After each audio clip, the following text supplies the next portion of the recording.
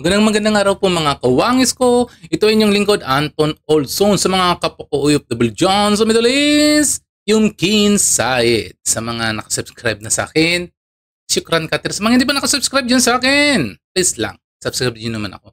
Ngayon, nakakatuwa pakinggan ngayon pag-uusapan natin mga kawangis ko. Di ba kung mapapansin nyo, si Representative ito si Abante, di ba? Grabing kuda to sa mga Duterte, grabe ang kanyang mga insulto sa mga Duterte, lalo pa kay BP Sara, lalo pa dyan yung sa Kumpa, grabe di ba yung magtulig sa yan sa mga Duterte para akala mo wala ng bukas. Ngayon bumaliktad na bumaliktad na si Abante. Parang bumaliktad na, nakakaamoy na talaga ako dito kay Congressman Abante. Bumaliktad na yata, parang gusto niya natin yung umanib na sa mga Duterte ulit. Talagang taon na to. Tignan niyo, pakinggan niyo po yung kanyang yung kanyang mga litanya doon sa kanyang panayam. Tignan nyo, mga kabangis ko. Bumaliktad na talaga.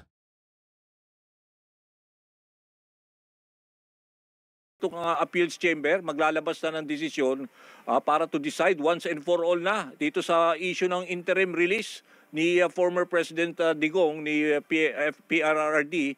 Ano ho ba ang saloobin nyo tungkol dito sa posibleng ilabas ng ICC appeals chamber? Well, bilang naniniwala po sa karapatang pantao, kung talaga pong merong talagang nakita ng ating dating Pangulo, hindi lang po talaga matanda na, kundi mahina at hindi niyo po kayang humarap sa ICC investigation, palagay ko maganda po sana na ang ICC ay talagang magbigay na ng kapasyahan ng nauukol po sa kalusugan ng ating Pangulo. Kung halimbawa yan po interim release upang maging malakas muli ang ating Pangulo natin, bakit po hindi?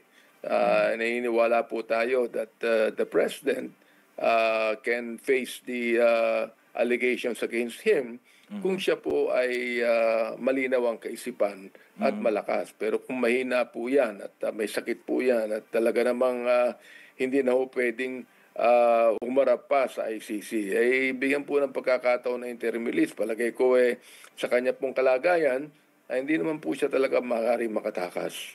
Okay. So kasi nakausap ko kahapon si ICC to counsel ng di ba? Itong si Attorney Cristina Conti. Yes. Mukhang sa December 5, December 12, baka by next year pa yung decision na if he is medically fit to testify, no, si former President Duterte. Pero yung issue kasi mamaya is for on the interim release. So kayo ho ba, you believe na dapat hindi napayagan ang interim release sa kanya?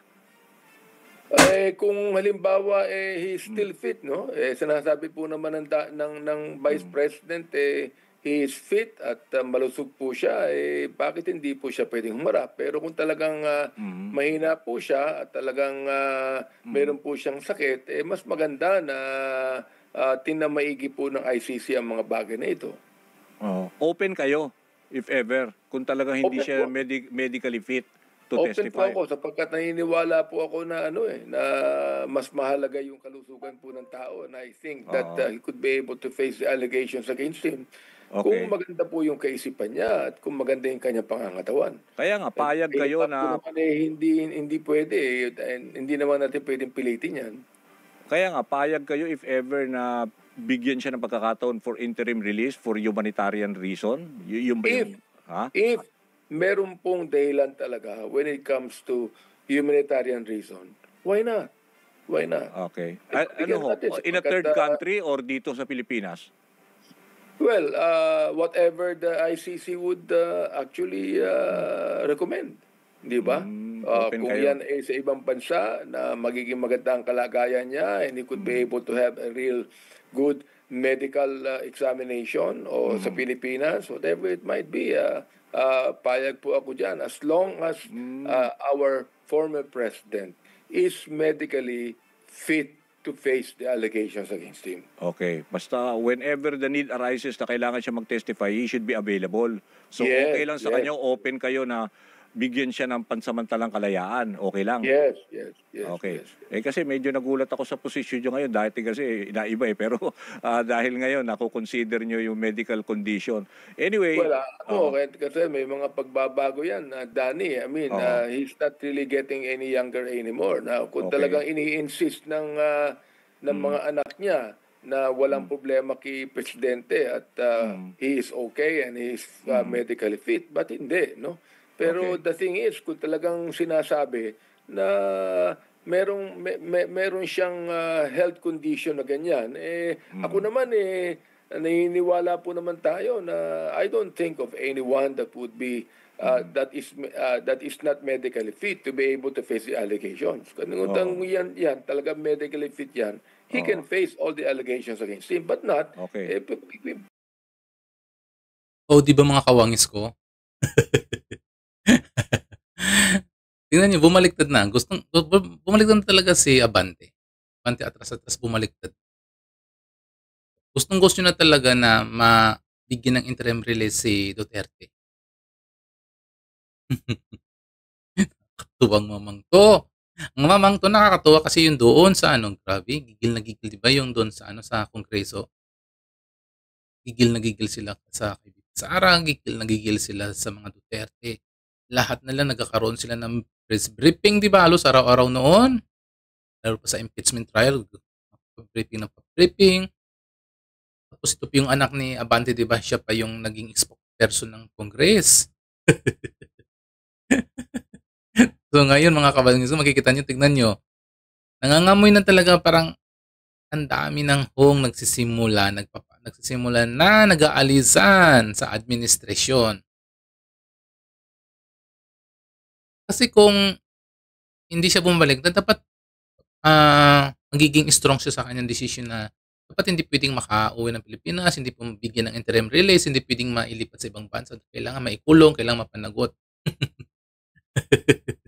Siya, atras talaga. Obvious kahit hindi ka binuto ng taong bayan dyan sa kahit hindi ka binubuo ng taong bayan doon sa distrito mo.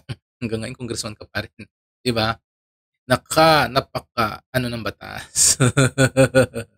Napaka-unfair. Ngayon, bumabaliktad ka na.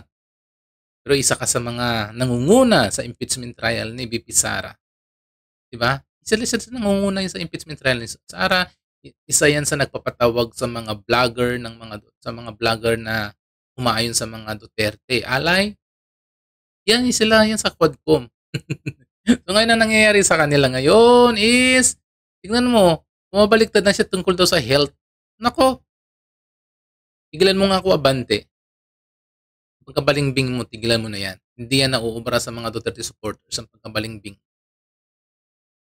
Kasi pagkatapos ngayon ng 2020 at 2026 o 2025, masusunod is 2026 na obviously. Siyempre, malapit na yung mga eleksyon. Marami na dyan mangangamoy na naman kung sino pong lilipat sa kabila, kung sino babaliktad. Tignan nyo mga kawangis kung ganun pong mangyayari ngayon, nagbabaliktaran na. So sa ngayon yan muna natin. Yan muna ang ating update sa mga sa mga kawangis ko. So sa mga kapwa ko OFW, sa mga hindi pa dyan nakasubscribe, kahit hindi mga OFW dyan, kahit mga kapwa ko mga Pilipino, love muna tayo ngayon. Tapos, asalam and bye-bye muna sa ngayon. Bye-bye.